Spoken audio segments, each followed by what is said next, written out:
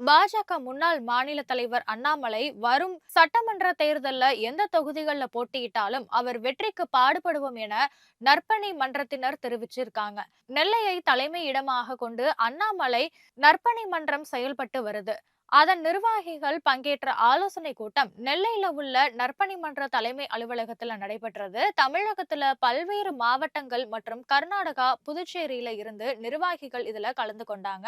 இந்த கூட்டத்திற்கு பிறகு செய்தியாளர்களுக்கு பேட்டியளித்த நிர்வாகிகள், அண்ணாமலையுடைய நற்பண்புகள் அடிப்படையில அவரை தங்களது தலைவராக ஏற்று நற்பணி மன்றத்தை நடத்தி விடுவதாக தெரிவிச்சிருக்காங்க. இது கட்சி சார்ந்த அமைப்பு அல்லனோ, இந்த மன்றத்துல பல்வேறு கட்சிகளை சேர்ந்தவர்கள் இருப்பதாக சொல்லியிருக்காங்க. வரும் சட்டமன்ற தேர்தல்ல அண்ணாமலை எந்த தொகுதியில போட்டியிட்டாலும் அவர் வெற்றி பெற நற்பணி மன்றம் சார்பில் அயராது பணியாற்றுவோம் எனவும், அண்ணாமலை என்ன முடிவு எடுத்தாலும் நற்பணி மன்றம் அவருக்கு துணை நிற்கும்னு தெரிவிச்சிருக்காங்க.